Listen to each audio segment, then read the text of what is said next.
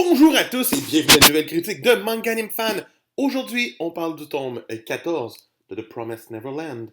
Un tome rempli de révélations, mais qui prend son sweet time d'une certaine façon aussi à tout mettre en place pour que la suite se passe mieux. Donc, voyons voir de quoi ça a l'air dans ce tome. On redémarre avec bien sûr notre jeune Chris qui est en phase terminale de souffrance.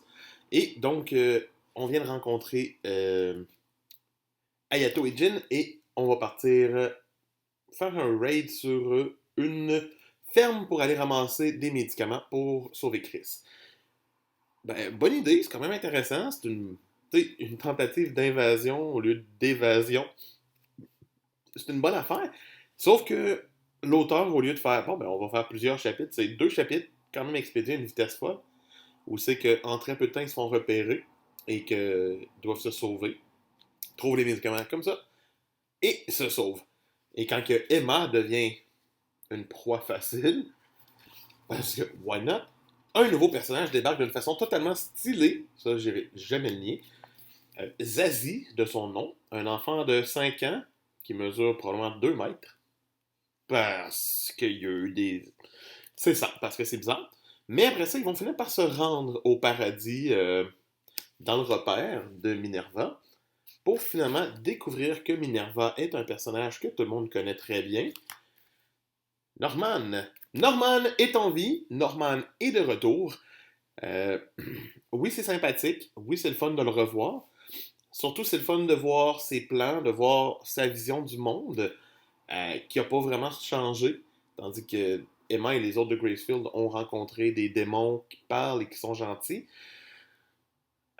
Norman, lui, il a juste rencontré des gens qui font des expériences pour avoir la meilleure viande ever. Donc, son but reste de les tuer. Et on apprend aussi que les démons sont devenus intelligents à cause du fait qu'ils ont commencé à manger de la viande humaine.